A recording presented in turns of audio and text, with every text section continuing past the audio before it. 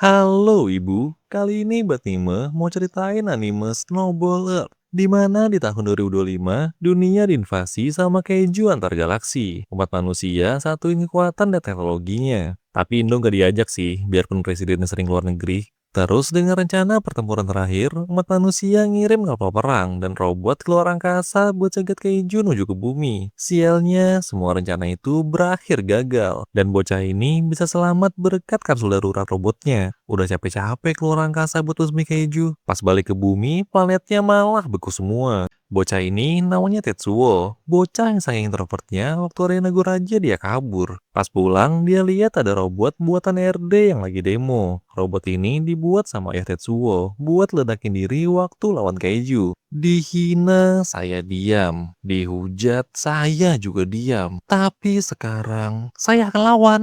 Ya, ayah Tetsuo sih mana peduli. Emang gue pikirin, waktu serangan keju datang, robot yang dinamai Snowman ini udah siap buat uji coba misi ledakin dirinya. Tapi di sana ada Tetsuo. Dia masuk ke dalam kokpit Snowman dan pelajarin manual box Snowman. Ayahnya yang tahu kabar itu sih tenang aja. Soalnya sistem kendalinya susah banget. Mana bisa bocah kayak Tetsuo ngendalin itu? Ya, tapi Tetsuo ini kan jenius. Pas sudah paham habis baca manual booknya, dia bisa kendaliin robot snowman yang dia kasih nama Yukio. Robotku! Gara-gara ini, Tetsuo berhasil kalahin Kaiju. Apalagi, dia pakai robot yang awalnya dikembangin buat jadi bom berjalan. Gak cuman itu, dia juga jadi viral dan muncul di FYP orang-orang. Ya, tapi dengan semua exposure itu, Tetsuo yang ansos malah jadi panik sendiri. Dasar anak aneh. Mulai dari sini, Tetsuo dapat julukan Sang Penyelamat. Terus-terusan basmi Keiju dengan Yukio, duet antara Ansos dan robot ini jadi harapan umat manusia buat kembaliin kedamaian di bumi. 10 tahun kemudian, Tetsuo dikirim keluar angkasa buat pertempuran terakhir lawan Keiju. Dia yang punya gelar Sang Penyelamat jelas aja dikasih semangat sama yang lain. Semangat ya sayang.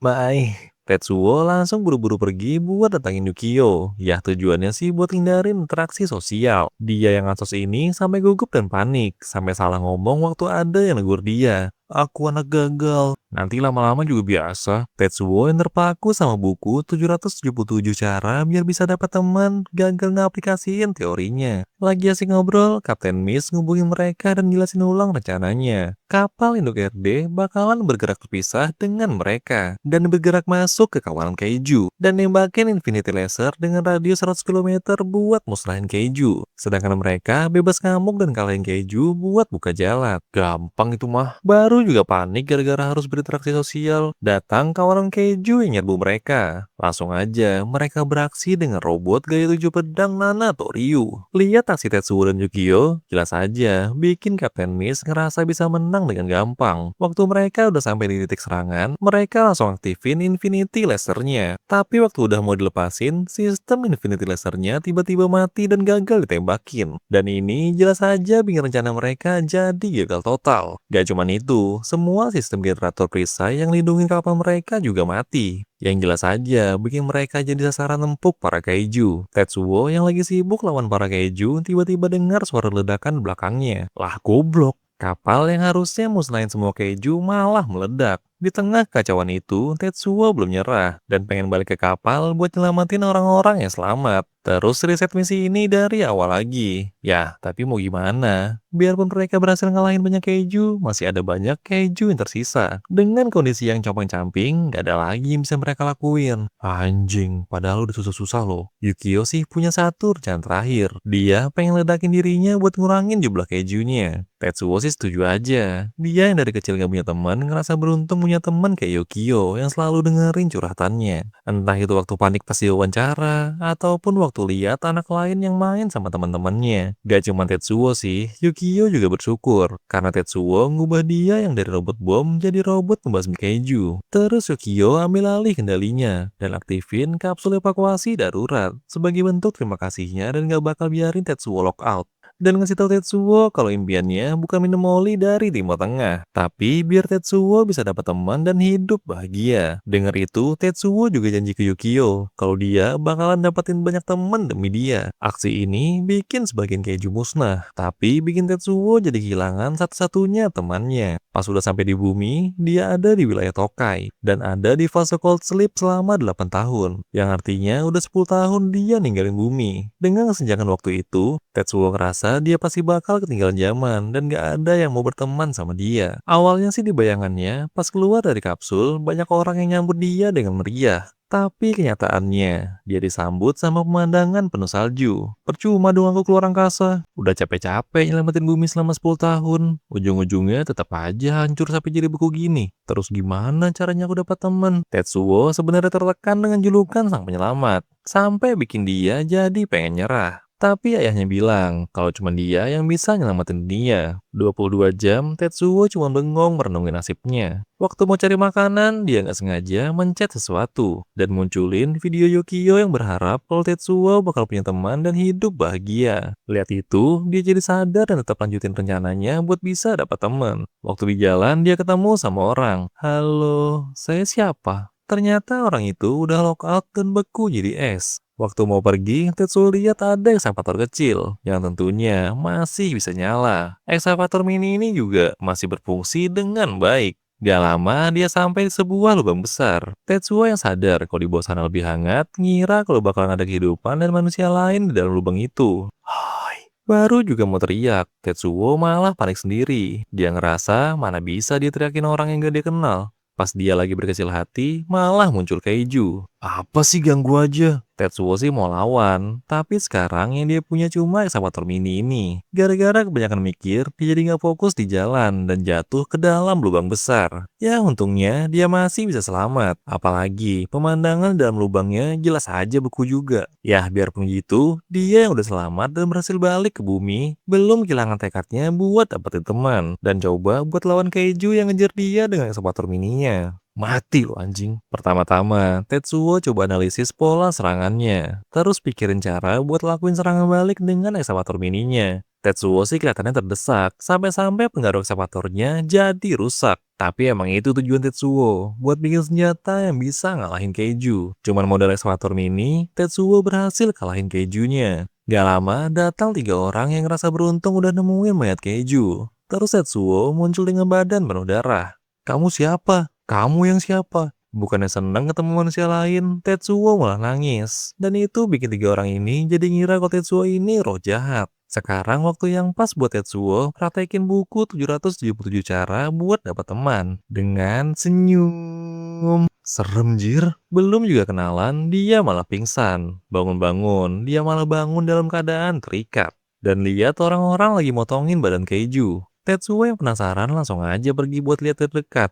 Terus dia tahu kalau orang-orang ini manfaatin mayat Keiju buat bertahan hidup. Kayak biasa, dia malah nangis lihat kemampuan adaptasi manusia sekarang. Tiba-tiba ada anak kecil yang lagi main. Terus waktu dia lari-larian, ada stalaktit yang retak dan mau jatuh. Tetsuo yang lihat itu langsung bertindak dan selamatin dia dengan gaya robot satu pedang. Berkat itu, om kembar ini berterima kasih sama Tetsuo. Tapi kamu siapa? Aku cuma orang lewat kok. Ngeliat Tetsuo yang tertekan, om botak ini jetak aja sih om kembar. Biarpun Tetsuo ini orang asing, tapi tetap aja dia udah jadi penyelamat. Om botak ini namanya Takemura. Dan berkat ini misi Tetsuo buat perkenalan berhasil. Ini jelas aja bikin Tetsuo jadi seneng. Belum selesai motongin mayat Keiju, datang Keiju lain yang beda dari Keiju yang selama ini Tetsuo temuin. Dari bentuk dan kelakuannya, Keiju ini beda banget dengan Keiju yang selama ini Tetsuo kalahin. Lihat itu, Tetsuo mikirin cara buat bisa ngalahin Keiju anomali ini. Tapi tanpa Yukio dan ekskavatornya, cara satu-satunya dengan ngikutin cara para Akamshi. Ya, tapi percuma ngarep. Orang mereka pada ketakutan gitu, nggak bisa diharap. Waktu Ari coba kabur, itu malah bikin dia jadi sasaran Keiju. Untungnya ada cewek rambut putih ini yang namanya Ao. Selesai nyelamatin bapak-bapak NPC, dia malah jedukin kepalanya ke lantai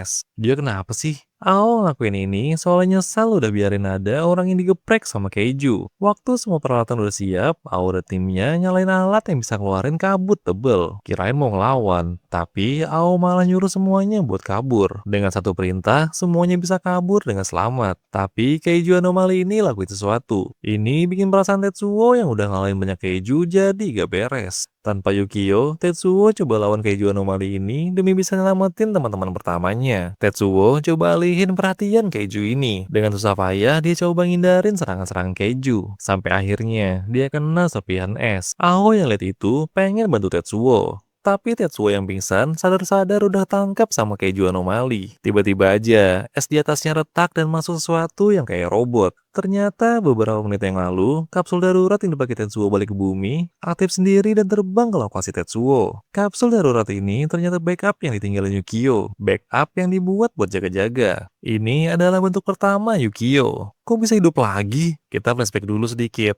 14 tahun lalu, ayah Tetsuo terus kembangin bentuk Yukio. Ada juga trial dan error yang kadang bikin pergerakan Yukio jadi berat. Dasar ilmuwan goblok. Dan itu bikin Yukio jadi teman pertama Tetsuo. Waktu Yukio ledakin dirinya, itu sebenarnya bikin Tetsuo kehilangan sesuatu yang berharga. Tapi demi bertahan hidup, dia selalu tegar meneruskan hidup dan mimpinya bareng Yukio. Waktu ledakan terjadi, Yukio sempat mindahin kesadarannya ke kapsul darurat. Biarpun proses insalnya perlu waktu yang lama, tapi sekarang Yukio udah balik. Selamat datang kembali, Gemoy. Reuninya lanjut nanti deh, soalnya kejunya udah mulai nyerang. Biarpun kepalanya sampai nancep gitu, keju ini masih coba buat nyerang lagi. Dengan pose memangsanya yang cepet banget. Yah, tapi dengan combo Hanzo robot ini, dengan gampangnya mereka bisa belah kepala keju. Orang-orang yang lihat itu jadi sadar kalau ini pemandangan yang dulu pernah mereka lihat. Selesai ngalahin keju anomali, mereka pergi ke mall tempat orang-orang yang selamat tinggal. Di jalan, Tetsuo malah nangis. Dia bersyukur banget udah bisa bareng lagi dengan Yukio. Robot juga bisa nangis loh. Berkat Tetsuo yang bisa ngalahin keju, sekarang para survivor bisa dapat stok makanan. Terus Ao yang tiba-tiba ngilang, pergi buat kasih Tetsuo nanas kalengan. Hah? Waktu Ao buka kaleng nanasnya, malah dia sendiri yang ngiler lihat itu. Biarpun gitu, Ao harus nahan nafsunya biar nggak tergoda sama nanas kalengan ini. Soalnya ini bentuk terima kasihnya karena udah nyelamatin mereka. Ku makan ya. Jangan diseriusin dong. Ku lepeh aja apa? Jorok goblok. Tujuan Ao datangin Tetsuo bukan cuma ngasih nanas kok, tapi sekalian kenalan sama Tetsuo. Ao juga ceritain apa yang udah terjadi 10 tahun lalu. Jadi 10 tahun lalu, di tengah laut muncul kaiju yang bentuknya kayak manusia. Apalagi di atasnya ada bola putih yang melayang. Bola putih itu menggandakan diri dan muncul di seluruh dunia. Terus bikin apapun yang dilewatinya jadi beku. Sampai akhirnya bola putih itu pecah dan bikin seluruh dunia jadi beku. Gara-gara itu juga, RD ngalamin kerusakan yang parah. Mereka yang masih selamat berjuang buat selamatin warga yang selamat.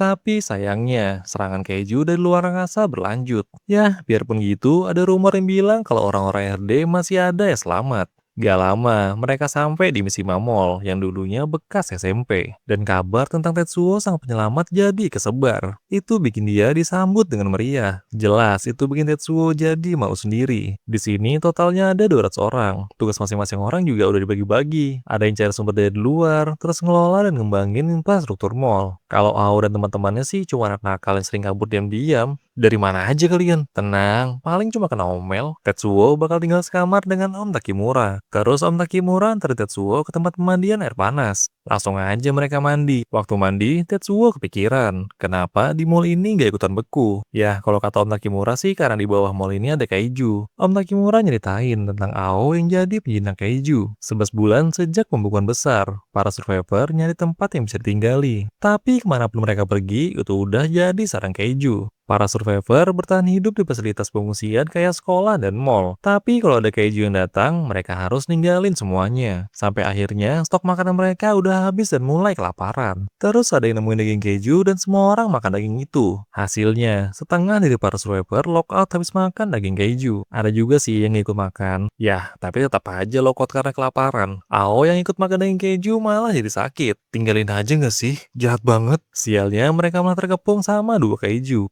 Kaiju ini sih nggak ngejar mereka. Tapi waktu mereka kabur, saking paniknya, si guru NPC ini jatuhin Ao yang lagi sakit. Jelas, ini bikin Om Takimura maksa buat nyelamatin Ao. Karena menurut dia, nggak boleh ada satupun yang jadi korban lagi. Waktu terbaring lemas, tiba-tiba aja rambut Ao berubah jadi ubanan. Dia juga dengar bisikan-bisikan halus. Ternyata Ao bisa dengar bisikan ini habis makan daging keju. Bisikan yang penasaran sama emosi manusia ini, pengen lihat rasa putus asa dan kecewa di ujung ajal Ao. Dan pengen lihat kebencian Ao ke manusia lain yang udah ninggalin dia. Benci? Enggak tuh. Soalnya Om Takimura dan istrinya selalu ngasih dia makanan. Apalagi gurunya. Biarpun menakut, dia masih berusaha lindungin semuanya. Ini bikin Ao jadi gak bisa benci sama mereka. Dan pengen lindungin semuanya. Waktu dia mau diserang sama keju hijau, ada keju lain yang nyelamatin dia. Ternyata, keju ini yang dari tadi bisikin Ao. Keju anak ayam ini ngerasa tertarik dengan emosi manusia yang unik. Dan ngasih kekuatannya ke Ao. Aku kebakar. Dan ini bikin Ao jadi penjinak keju. Keju ini bakal bantu Ao ngelindungin semuanya. Dengan syarat mau berbagi pengetahuan tentang manusia. Dan sampai sekarang, keju ini bantu buat ngangetin misi Mamol ini. Biarpun gak banyak, habis Ao jinakin keju panas ini, dia bisa pakai sedikit kekuatannya. Yah, biarpun tiap hari, Ao harus bacain buku ke si keju sih. Terus Om Takimura ajak Tetsuo ke kamar. Karena yang berkeluarga dapat kamar sendiri. Itu bikin Tetsuo udah jadi bagian dari keluarga Takimura. Sambil dengerin Om Takimura, Tetsuo main buka-buka aja tuh gorden. Bulat ya. Sini kupukul biar amnesia. Belum juga dipukul, Tetsuo malah pingsan sendiri lihat buah melon. Pas Tetsuo udah bangun, Hagane ngasih surat dari Om Takimura. Om Takimura minta Tetsuo buat tewasin Hagane dan cegah dia ke bengkel ibunya yang baru aja nggak ada sebulan lalu. Terus Hagane ngajak Tetsuo buat keliling, tapi dia malah diajak ke bengkel ibu Hagane. Kan gak boleh kesini. Tetsuo yang lihat foto-foto ibunya jadi ngerasa kalau ibu Hagane ini orang yang hebat. Dan itu bikin Hagane jadi keinget sama ibunya. Di sini, Hagane minta pendapat Tetsuo tentang barang yang lagi dia buat. Di tempat lain, ada orang-orang yang namain mereka kelompok VRD. Mereka punya tujuan buat rebut keju panas dari misi Mamol. Mereka juga dapat info kalau Tetsuo, sang penyelamat, udah balik dari luar angkasa. Dan sampai di misi Mamol dengan robot yang gemoy. Dengar info ini, si Kolonel 41 jadi tambah semangat. Dan bakal rebut misi Mamol sekalian dengan robot Tetsuo. Balik ke misi Mamol. Waktu Om Takimura balik, Hagane dan Tetsuo kelihatan capek banget. Kalian yang bisa ngapain? Gak ada kok, gak ada. Sumpah gak ada. Habis itu mereka makan malam bareng. Habis makan, Tetsuo malah gak bisa tidur. Gara-gara udah berhasil lakuin beberapa hal dari buku 777 cara mendapatkan teman. Di sisi lain, Hagane mimpi buruk tentang ibunya dimakan sama keju. Udah seminggu Tetsuo tinggal di misi Mamol. Dan akhirnya, alat yang dibuat Hagane berhasil berkat bantuan Tetsuo. Padahal Tetsuo nggak tahu kenapa Hagane buat alat ini. Tapi tetap aja dia bantu. Boleh kesini bentar nggak? Hagane cuma pengen lulus kepala Tetsuo kayak yang dilakuin ibunya dulu ke dia. Tapi jiwa si Ansos malah hilang nggak tahu kemana. Biarpun udah 45 hari sejak ibunya wafat, Hagane masih belum bisa lupain ibunya. Malamnya, waktu Tetsuo kebangun buat kencing, dia nemuin surat dari Hagane. Dia sih seneng bisa dapat surat lagi. Tapi di suratnya, Hagane nyeritain kalau ibunya dimakan sama keju dan pengen pergi buat balas dendam dengan alat yang mereka buat. Bener aja, nggak lama Hagane ketemu sama keju yang udah makan ibunya. Awalnya sih ketakutan, tapi karena tekadnya buat balas dendam, dia bisa ngindarin serangan keju dengan sepatu over. Sepatu yang bisa bikin dia otomatis ngindar dengan sensor AI. Tapi biarpun katanya canggih, sepatu yang jadi alat evakuasi darurat ini gak terlalu fungsi kalau kejunya udah mulai serius. Dan kedua, Hagane keluarin senjata yang dikembangin bareng dengan Tetsuo. Senjata ini gak bisa musnahin keju. Soalnya, senjatanya cuma bisa bikin duri-duri nyebar di dalam mulut dan kerongkongan keju. Dan bisa micu rasa sakit yang luar biasa. Tujuan Hagane biar keju ini gak bisa makan lagi. Dengan ini, tujuan balas dendamnya terwujud. Untungnya, waktu dia udah nyerah, datang Tetsuo dan Yukio nyelamatin Hagane. Dan itu bikin tangan keju tikus tanah ini jadi putus. Sampai-sampai bikin keju ini kabur ketakutan. Terus Tetsuo lari buat datangin Hagane. Malah pakai kesandung segala. Dan itu bikin Tetsuo ada di atas Hagane. Kerja bagus. Jelas aja, itu bikin Hagane jadi nangis. Tapi hal itu cuma bertahan sebentar. Soalnya ada sesuatu yang mendekat. Dan Yukio ngerasain firasat buruk. Itu ternyata rombongan kelompok VRD dan keju peliharaannya. Terus salah satu anggotanya merintahin kejunya buat nembak Yukio dalam jarak 5 km. Bisa kan? 19 tahun lalu, sejak serangan keju antar galaksi, RD dibentuk. Dan orang ini yang namanya Sagami ikut gabung. Kemampuannya sih hebat dan disebut sebagai orang yang berbakat. Dia juga bisa ngalahin Kaiju dalam misinya. Dengan kerja keras dan usahanya, dia udah norahin banyak prestasi dalam pertempuran. Di RD, dia terus saja naik pangkat. Sampai akhirnya, dia lihat berita di TV tentang robot yang dipilotin sama anak kecil dan bisa ngalahin Kaiju. Dan disebut-sebut sebagai penyelamat umat manusia. Itu bikin pasukan Sagami gak jadi andalan lagi. Sagami yang sering lihat berita di TV tentang Tetsuo sang penyelamat mulai iri. Gak lama, dia dapat misi buat melawan 3 Kaiju yang muncul di kota. Dengan kekacauan yang dibuat para Kaiju, para tentara coba evakuasi warga dengan aman. Waktu ada Kaiju di depan matanya, Sagami perintahin yang lain buat mundur. Sedangkan dia coba lawan Kaiju itu sendirian. Akulah sang penyelamat. Enak aja. Sejak hari itu, Sagami fokus buat naik pangkat dengan cepat. Sampai akhirnya, dengan pangkatnya udah tinggi, dia jalanin rencananya buat bikin penyelamat lain. Dengan rekrut anak-anak berbakat dan bakal latih mereka. Di tahun 2030,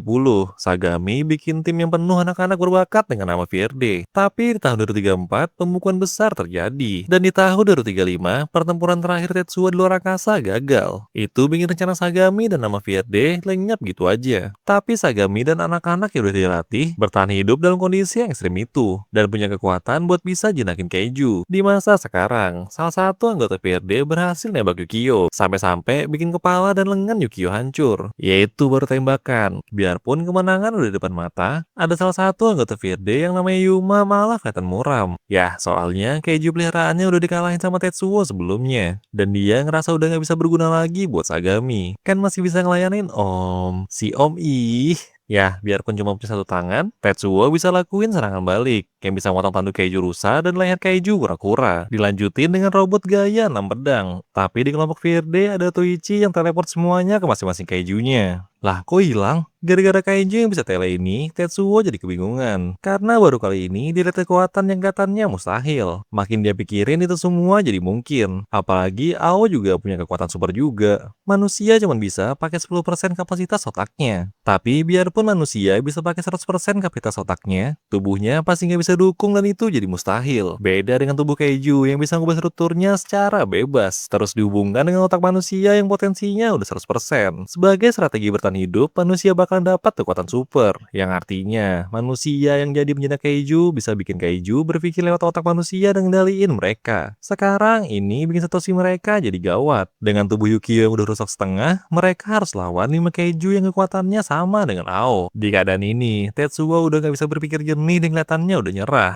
Terus tiba-tiba Sagami nyuruh Toichi dan yang lain buat pakai strategi orange. Gak biru aja, bacot. Dan arti strategi orange ini prioritaskan buat hancurin misi Mamol dan rebut Kaiju panas. Tapi gak semuanya pergi sih. Di sana masih ada Sagami, Toichi, dan Yuma. Sagami lakuin rencana ini soalnya kalau mereka lawan Tetsuo, 3 dari mereka bakalan kalah. Sagami juga kasih tahu kalau tujuan mereka itu ke misi Mamol dan bakal sampai dalam 5 menit. Yang bikin sekarang, Tetsuo harus ngalahin musuh di depannya. Terus ngejar Kaiju yang udah duluan pergi ke misi Mamol. Ini baru hidup. Waktu Tetsuo coba serang Sagami, Yukio malah kemental gara-gara Kaiju Sagami yang namanya Hercules. Kelihatannya Hercules ini Kaiju yang paling kuat di antara yang lainnya. Serangan Kaiju ini juga cepet banget. Biarpun gitu, Tetsuo bisa nangkis serangannya. Terus Yukio ngeluarin fitur tersembunyi nomor 2, kursi tambahan. Masih bisa bercanda ya. Dulu Yukio minta ya Tetsuo buat bikin kapsul evakuasinya jadi robot. Karena Tetsuo bakal di luar angkasa selama 2 tahun, dia pasti bakal punya teman dan bawa temannya masuk ke kokpit.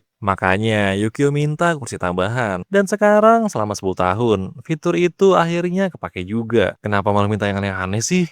Mereka nggak cuma bertahan dari serangan Hercules, mereka juga bisa menghindari serangannya dan nyerang Hercules dengan robot gaya 3 pedang, yang bisa bikin lengan Hercules jadi kepotong. Ternyata nggak cuma Hercules yang luka, Yukio juga ternyata kena serangan Hercules. Hercules sempat tendang Yukio waktu dia nebas dengan robot gaya 3 pedang. Kok tiba-tiba jadi panas ya? Dasar narsis. Hagane jadi ngira kalau serangan kelompok VRD ini udah terencana. Soalnya mereka nyerang pas dengan jadwal Ao dan timnya ngelonong keluar. Kalau Ao gak ada di sana, biarpun misi Mamol dihancurin, Kaiju panas gak bakal bangun kalau gak diperintahin sama Ao. Tetsuo yang udah kehabisan cara minta Yukio buat pakai speaker biar bisa komunikasi dengan musuh. Ini bikin Yukio ngerasa kalau Tetsuo sekarang udah berubah dan buka pagar hatinya yang selama ini tertutup rapat. Terus Tetsuo ngumpulin keberaniannya buat ngomong ke Sagami. Maumu apa sih? Mau tahu banget. Kamu bisa kayak gini gara-gara bapakmu ya. Bayar mahasiswa bercitraan. Kata-kata Sagami ini jelas bikin Tetsuo yang gak pernah ngobrol sama orang lain jadi kena mental. Dan ini bikin dia nggak bisa fokus lawan Hercules. Sampai akhirnya kepala Yukio kebelah. Hercules gak berhenti di situ aja. Kaiju ini terus saja injek-injek mereka. Aku nggak pernah bayar mahasiswa ya. Dalam keadaan panik, Tetsuo dan Yukio terbang ke atas dengan kecepatan penuh. Tapi dengan gampangnya, Hercules bisa ngejar mereka. Waktu Hercules mau lakukan serangan terakhir, Yukio ambil alih kendali dan nenduk Hercules dengan keras. Berkat itu, mereka bisa kabur dari sana. Tetsuo ngerasa, gara-gara dia yang sok-sokan mau komunikasi, mereka jadi kalah. Dia yang gak berkembang dan masih sama kayak dulu, nyesal dan nyalahin diri sendiri. Mau gimana pun Yukio ngibur dia, itu gak ada yang berhasil. Terus tiba-tiba, Hagane pegang tangan Tetsuo. Hagane tahu kalau selama ini Tetsuo coba sok kuat.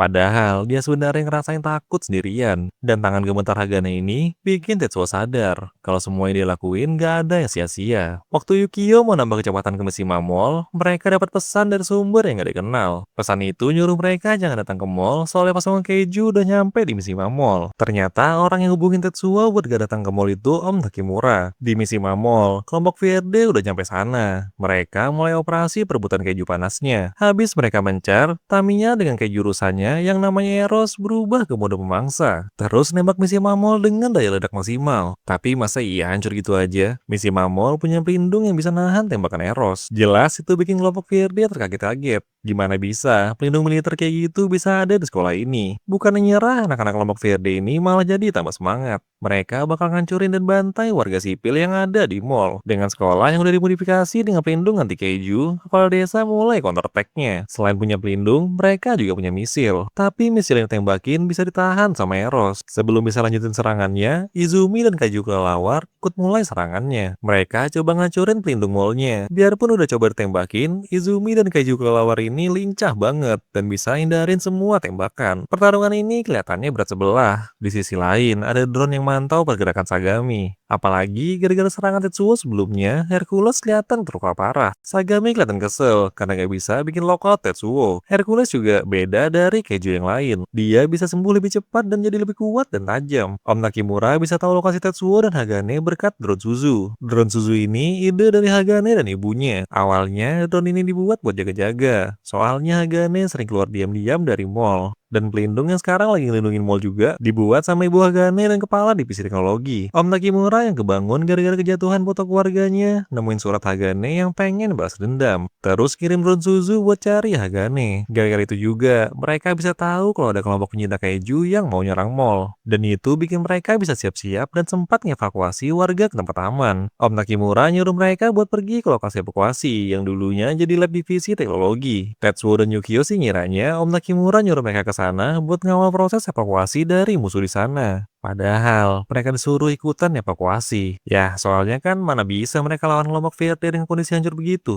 Masa Tetsuo juga sebab itu habis nangis ketakutan kan? Enggak kok, cuma kena mental aja habis dilempar fakta. Makanya belajar public speaking dulu. Kepala desa ini ternyata dulunya mantan RD. Mereka sekarang juga dalam kondisi gawat. Soalnya daya cadangannya nggak cukup dan bikin pelindung dan senjata mereka mati total. Padahal itu daya cadangan yang dikumpulin dari uap keju panas selama bertahun-tahun. Di kesempatan ini, Izumi langsung hancurin pelindungnya. Ada pesan terakhir, kalian anjing. Udah tua mulutnya kasar ya. Di tempat lain, ekskavator kelompok AO malah lagi nyangkut. Padahal mereka dapat pesan dari kepala desa kalau mall lagi diserang. Ya, AO si penyelamat sih nggak cuma diem. Dia coba lari dengan kecepatan penuh buat pergi ke mall. Soalnya dia ngerasa bertanggung jawab buat ngelindungin mall. Pas sudah sampai dalam jangkauan, dia langsung aja panggil si keju anak ayam. Kok tiba-tiba panas ya? Rico tersapu sama api kemunculan keju anak ayam. Kemunculan AO dan keju ini epic banget. Sini, maju anjing.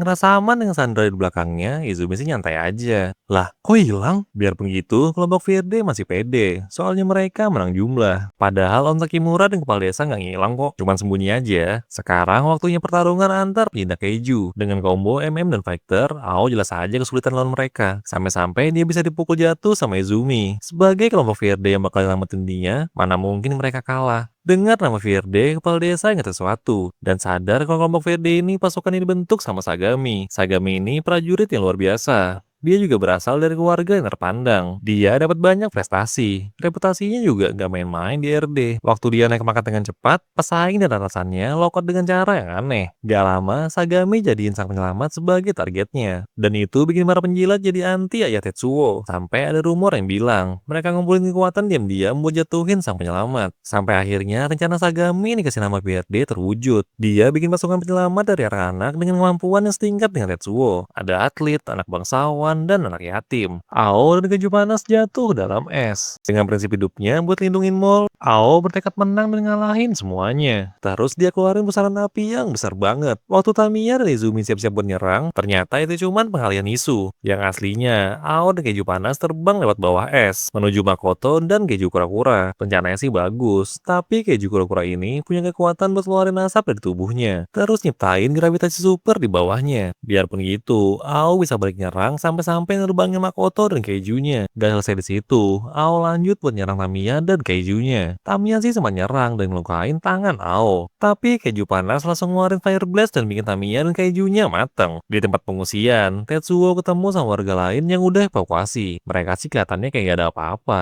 Tapi Tetsuo kepikiran sesuatu. Kalau tempat ini diserang, mereka gak bakal bisa selamat. Terus Tetsuo lihat alat pelebur listrik dan printer 3D. Di sana juga ada barang rongsokan bekas seri Snowman dulu. Tapi alatnya nggak bisa dipakai, soalnya kan nggak ada listrik. Alat ini cuma pernah dipakai sekali buat modif sekolah. Tetsuo sih kepikiran buat ngereparasi Yukio dengan alat itu. Biarpun sistemnya bisa dihack dan pakai energi Yukio, tetap aja itu masih belum cukup. Terus ada bapak-bapak yang nyuruh om kembar, kerja weh, ngobrol terus. Berkat itu, mereka bisa goes dan bisa pakai alat 3D printernya buat reparasi Yukio. Di tempat lain, Ao dan Keju Panas sudah bisa ngalahin dua anggota VRD. Sekarang yang tersisa cuma Izumi dan kelelawarnya. Izumi yang berhasil mancing Ao ke daratan jadi bisa buff Keju kelelawarnya. Dengan nukar kemampuan terbangnya dengan peningkatan kekuatan super. Yang bikin kelelawar ini jadi besar dan berotot. Gak mau kalah, Keju Panas ini juga punya jurus andalan. Dia madatin apinya ke satu titik. Sampai-sampai itu bisa bikin kelelawar yang besar dan berotot jadi meledak gitu aja. Kita menangkan, tapi kemenangan Ao ini nggak bertahan lama. Muncul Sagami dan Hercules yang diteleport sama Otoichi. Gara-gara itu, Sagami bisa lukain sayap Keju Panas. Waktu Ao dan Keju Panas bisa lepas sendiri, dia coba serang balik Sagami. Tapi percuma, serangan cepatnya dengan gampangnya bisa dihindarin. Udah gitu dibales lagi. Dengan semburan api panasnya, mereka coba incar Sagami. Semburan apinya kelihatan gak ngaruh apa-apa ke Hercules. Apalagi, Sagami teleport ke dalam mulut Hercules. Dengan ketimpangan kekuatan keju mereka, sekarang Ao dan Keju Panas cuman jadi sandok tinju. Keju Panas sih masih punya satu serangan terakhir, dengan ngeluarin anak matahari yang sebelumnya bisa ngalahin Izumi. Tapi mana bisa Ao fokus ngumpulin apinya kalau dipukulin gini. Udah gitu, Sagami bisa prediksi apa yang mau dilakuin Ao. Ao dan Keju Panas yang udah gak berdaya, dipukulin terus-terusan sampai kepental. Berkat ini, Sagami bisa nangkap Ao dan jadi seorang penyelamat. Dengan bawa Keju Panas dan ngalahin Keju bentuk manusia. Gak lama, kepala desa coba nembak Sagami, tapi meleset sih ya. Soalnya biarpun dia udah ikut pelatihan manajer Kopdes, dia nggak pernah pegang senjata api sama sekali. Dia tinggal diem, Sagami perintahin Inoue buat serang kepala desa. Untungnya Tetsuo dan Yukio bisa sampai tepat waktu. Dan dengan gampangnya ngalahin Keiju punya Inoue. Ini dia sang penyelamat asli. Tetsuo yakin mau lawan Sagami lagi. Soalnya sekarang dia udah ngerasa sakit hati cuman karena dihujat sama Sagami. Dengan Yukio yang udah diperbaiki, saya akan lawan. Sagami juga jadi bersyukur karena dia punya kesempatan buat musahin Tetsuo selamanya. Tetsuo yang lihat Ao dan Keju Panas terkapar jelas kesal, tapi nggak tahu cara lampiasin amarahnya. Kepala desa juga sadar kalau Tetsuo maksain diri buat tarung. Biarpun kata Yukio udah dibaikin, tapi itu cuma spare part rongsokan sementara. Yang begitu dibilang reparasi, sampah. Karena tangannya udah penuh, Sagami ajak Tetsuo buat buy one di atas. Di atas sudah ada Yuma yang ngumpulin semuanya. Mereka nggak mati sih, cuma tumbang aja karena efek kematian kejunya. Hah? Pesona om-om. Terus Sagami nitipin Genoe dan Keju Panas. Sedangkan dia bakal tarung buat bikin Tetsuo lock out dan rebut Yukio dari dia. Buat jaga-jaga, dia juga remes Ao biar nggak ikut lawan. Lihat itu, Tetsuo yang marah langsung nyerang Sagami. Waktunya ronde 2. Biarpun sempat kepental dengan tinjuan Hercules, Tetsuo yang lagi marah banget serang balik dengan spare part barunya. Biarpun serangannya kebaca, Hercules masih kesulitan buat nahan serangan berat Yukio. Sedikit demi sedikit. Tetsuo dan Yukio bisa munculin Sagami dan Hercules. Dengan empat kaki Hercules, Sagami bisa ngindarin serangan Tetsuo dan mundur buat nyusun ulang rencananya. Serangan Tetsuo sih nggak berhenti di situ. Waktu dia narik balik kapaknya, itu hampir aja bikin kepala Hercules jadi putus. Sagami yang kewalahan dengan gaya bertarung baru Tetsuo jadi kesal sendiri. Sampai-sampai serangan Tetsuo bisa telak ngenain Hercules. Ya, tapi kalau gitu aja kalah gak seru kan? Hercules yang berubah ke bedong bangsa bisa nahan serangan Tetsuo. Mana sudi gua kalah dari bocah. Semenjak Hercules masuk ke bedong bangsa, serangan Tetsuo bisa dihindarin. Gak cuman itu, serangan kapaknya juga bisa ditangkep. Yang bikin Tetsuo mau gak mau putusin kabelnya. Semua serangan Tetsuo udah kayak ketebak sama Sagami. Dan sekarang keadaannya jadi berbalik. Tetsuo yang gak mau kalah minta Yukio buat nampilin semua data tentang Hercules. Dia bakal analisis kekuatannya sambil bertarung. Tapi semua itu percuma di hadapan kekuatan Sagami yang bisa visual masa depan. Dia bisa lihat banyak masa depan tergantung dari keputusan yang diambil. Selama ada peluang menang, biarpun cuma 1/10.000, Sagami bakal cari dan pilih cabang masa depannya sampai dia menang. Biarpun kekuatan ini OP parah, tetap aja ada akibat dari kekuatan ini yang bakal bikin otaknya kebakar gara-gara terus-terusan lihat masa depan. Serangan Tetsuo bisa terus-terusan ditangkis, dan 74 detik di masa depan, Sagami nemuin cara buat ngalahin Tetsuo. Tetsuo yang belum tahu kekuatan Sagami terus saja terdesak, dan akhirnya semuanya sesuai dengan apa yang dilihat Sagami di masa depan, kecuali drone Suzu yang nabrak kepala Hercules. Dan itu bikin prediksi masa depan Sagami jadi hancur. Sampai-sampai Sagami gunain cara licik buat kulang rencananya. Ya, tapi Tetsuo bisa nahan itu. Dia juga sadar tentang kemungkinan kekuatan Sagami. Tapi dia nggak bisa jelasin itu ke Yukio, soalnya itu bakal bikin rencananya ketahuan sama Sagami. Dengan kepercayaan penuh, Tetsuo ubah kendalinya ke Yukio, dan berkat rasa saling percaya ini, Yukio bisa ngindarin serangan yang ada di masa depan Sagami. Kok bisa sih? Tetsuo sadar, selama mereka bertarung, cuma dua serangan yang bisa ngenain Hercules. Serangan drone dan Yukio tanpa kendali Tetsuo. Itu jadi bikin Tetsuo yakin, kalau serangan dari benda gak bernyawa gak ada di masa depan yang dilihat Sagami. Dan dengan kendali penuh, Yukio langsung nanduk Hercules dengan kekuatan penuh. Jangan curang dong! Sekarang, Sagami gak bisa lihat lagi masa depan. Yukio yang bergerak sesuai keinginan sendiri, ngelungkin Sagami dan Hercules. Waktu Sagami coba serang, itu jadi titik balik Tetsuo buat ngelakuin serangan terakhir. Karena Hercules yang udah luka parah, Sagami nggak bisa lihat lagi kemungkinan di masa depan. Anjing lah, kamu yang anjing. Dengan robot gaya 30 pedangnya, Tetsuo dan Yukio berhasil ngalahin Sagami dan Hercules. Berkat kemenangan ini, anak buah Ao dan para warga jadi kegirangan. Ya, gimana enggak, soalnya mereka bisa balik lagi ke misi Mamol. Kematian Kaiju bikin penjinaknya juga ngerasain rasa kematian yang dialamin sama Kaiju. Karena otak mereka udah saling berbagi. Rasa takut, gelap, dan sakit juga dirasain sama penjinaknya. Kalau orang lain sih nggak bakalan sanggup nahan dan jaga kewarasannya. Tapi Sagami beda. Dia masih bisa berdiri dan coba ngelawan. Maju sini kalau berani. Oke, kalau itu maumu. Yukio yang masih khawatir sama perasaan Tetsuo, coba tahan Tetsuo biar gak kena mental lagi kayak sebelumnya. Tapi Tetsuo masih aja ngotot. Soalnya di buku 777 cara biar dapat teman, dia harus selesaikan perkelahian ini tanpa dendam. Biar dia bisa baikan sama Sagami. Buku goblok. Kita flashback sedikit. Ayah Sagami yang seorang birokrat kehilangan jabatannya dan hidupnya jadi kacau. Sampai-sampai nggak tertarik sama apapun selain main cewek. Ibunya juga cuma sibuk ngurusin penampilan. Sampai-sampai nggak peduli sama anaknya. Waktu Sagami demam tinggi, orang tuanya mana peduli sama dia. Biarpun dia sakit dan nggak bisa apa-apa, dia bersihin sendiri muntahannya biar orang lain nggak ada yang tahu. Buat jaga harga dirinya yang diwarisi dari orang tuanya. Dan ini bikin Sagami benci sama dirinya yang gak punya apa-apa. Waktu dia diselamatin sama Tetsuo, dia ngerasa iri karena Tetsuo jadi sang penyelamat dan dikagumi dan dicintai banyak orang. Sedangkan dia cuman orang biasa. Biarpun gitu, dia gak pernah nyerah buat wujudin mimpinya. Sampai akhirnya, kenyataan gak seindah Dracin. Rencana pertempuran terakhir buat basmi Kaiju di luar angkasa. Bikin rencana pelatihan Verde yang jadiin anak-anak pilihan Sagami jadi penyelamat dibatalin. Soalnya, semua anggaran dan sumber dayanya dialihin buat bikin kapal perang dan nyempurnain bentuk terakhir Yukio buat basmi semua kaiju di luar angkasa. Bukan buat MBG dan Kopdes loh ya. Jelas hal itu bikin Sagami jadi kesal dan ngerasa kalau Tetsuo dapat privilege berlebihan. Di sisi lain ada cewek ini yang namanya Nadare. Dia ngasih Sagami jalan pintas buat jadi penyelamat. Berkat itu, Sagami bisa naik jabatan dengan cepet banget. Dengan cara yang kotor dan gak bermoral. Kayak intimidasi, sabotase kecelakaan, dan pembunuhan dengan racun. Dan akhirnya dia bisa mulai rencana impiannya. Sampai akhirnya Nadare nyaranin rencana buat ngancurin kapal perang yang dikirim ke luar angkasa bareng dengan Tetsuo. Awalnya sih Sagami nolak. Ya, soalnya kalau ratusan ribu kaiju yang dicegat itu masuk ke bumi, pasti bakal banyak orang yang jadi korban jiwa. Ya udah, mulai sekarang urus sendiri urusanmu. Karena udah telanjur lakuin banyak hal kotor, Sagami terpaksa nurutin apa kata Nadere.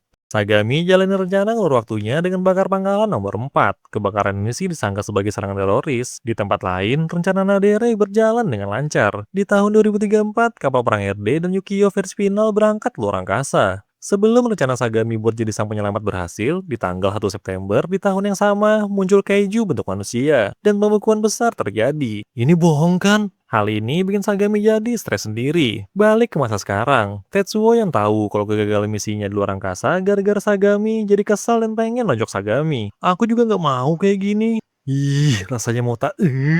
Biarpun Tetsuo kesal, dia bisa ngerasain perasaan Sagami yang benci diri sendiri dan pengen jadi sang penyelamat. Padahal menurut Tetsuo, nggak ada enak-enak yang jadi sang penyelamat. Dia nggak bisa punya temen, nggak bisa sekolah, apalagi waktu mainnya habis cuma buat tarung lawan Kaiju. Udah dijelasin panjang lebar tentang gak enaknya jadi penyelamat, tetap aja Sagami ngerasa kalau dia itu sang penyelamat. Ambillah gelar yang penting itu. Kenapa nggak dari dulu sih? Ya, soalnya alasan Tetsuo bertarung sih cuma karena dia bisa sama-sama Yukio. Dan dengan Yukio, dia bisa nyelamatin orang-orang. Terus bikin dunia damai dan tentram. Biarpun itu harapan yang naif, Sagami jadi sadar kalau selama ini dia salah. Dan gak berusaha buat baikin semuanya. Dia juga ngerasa gak pantas buat jadi sang penyelamat. Gak lama datang Yuma. Dia pengen nyelamatin Sagami dan nembak Tetsuo. Maafin om ya. Sagami minta maaf dan nyalahin dirinya sendiri karena dia udah nyuci otak dan nyeret mereka ke kejadian ini. Tapi Yuma masih aja denial. Gimana enggak, soalnya berkat Sagami mereka bisa selamat. Biarpun kedinginan, ketakutan, dan nyaris menengsoi, mereka bisa tidur dengan nyaman dan anggap Sagami sebagai penyelamat mereka. Waktu pembekuan besar terjadi, Sagami masih punya satu harapan. Dia dengan cepat pergi ke sebuah gudang dan berusaha nyelamatin anak-anak di dalam. Berkat itu, anak-anak yang masih selamat coba buat mulihin bakalan. Tapi sayangnya, semua peralatan di sana beku dan gak bisa dipakai. Persediaan makanan juga makin nipis. Terus mereka berencana buat pergi ke pegunungan, tempat pesawat angkut RD jatuh, buat cari persediaan makanan. Di perjalanan, anak-anak ini gak sanggup buat jalan. Gak cuma satu anak, semua anak gak sanggup buat lanjutin perjalanannya. Kerepotin banget anjing. Waktu mereka istirahat di dalam gua, ada anak yang teriak dan ngasih tahu hal yang gawat. Dia nemuin kaiju yang kelihatan lagi tarung tapi dalam keadaan beku. Apalagi ada kaiju jenis baru yang belum pernah mereka lihat.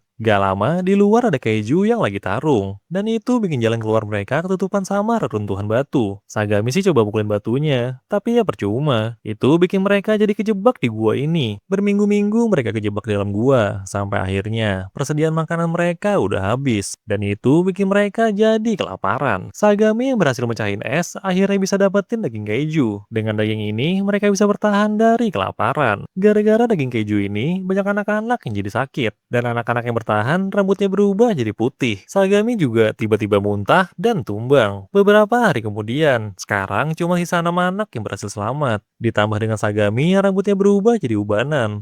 Berkat anak-anak ini yang bilang kalau cuma Sagami bisa jadi sang penyelamat, dia jadi sadar dan gak akan nyerah buat jadi sang penyelamat. Waktu dia bangun, dia dengar ada suara. Suara itu ternyata dari keju yang beku. Keju ini ternyata masih hidup. Di sini, hubungan Sagami dengan kejunya dimulai. Berkat itu juga, akhirnya mereka bisa keluar dari gua dan sampai ke tempat tujuan. Yuma udah anggap Sagami sebagai penyelamat mereka.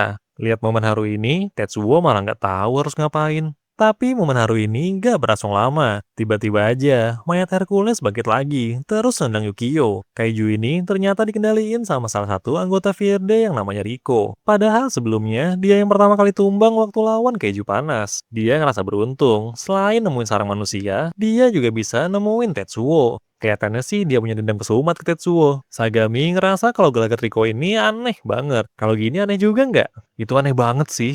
Tetsuo sadar kalau orang di depannya ini bukan manusia, tapi kaiju. Seminggu lalu, waktu Sagami dan anggota VRD yang lain ngawasin kaiju bentuk manusia, mereka ketahuan terus kabur dari kejaran kaiju lain. Di tengah pelariannya, Riko asli ketangkap sama kaiju bentuk manusia. Dia yang dimakan digantiin sama kloningan, tanpa disadari sama Sagami. Itu cara kloningan kaiju bentuk manusia ini nyamar. Apalagi berkat Sagami juga dia dapat info tentang sisa lokasi pasukan RD, misi Mamol dan Tetsuo yang masih hidup. Sagami jadi bingung dengan ini semua. Apalagi wujud cloningan ini mirip dengan Nadere, orang yang jadi penghasut penghancuran kapal perang luar angkasa RD. Nadere itu juga cuma wujud tiruan yang udah dipakai selama 20 tahun buat manfaatin Sagami dan bantu rencana invasi Keiju berjalan dengan lancar. Sebagai hadiah, Sagami bakal dibikin lockout tanpa rasa sakit dan penyesalan. Mana bisa gitu? Hampir aja Sagami kena laser mematikan itu. Menurut Tetsuo, selama ada dia, rencana invasi Kaiju pasti bakal gagal. Kaiju bentuk manusia ini langsung ganti target dan siap-siap buat tembakin laser dari mulutnya.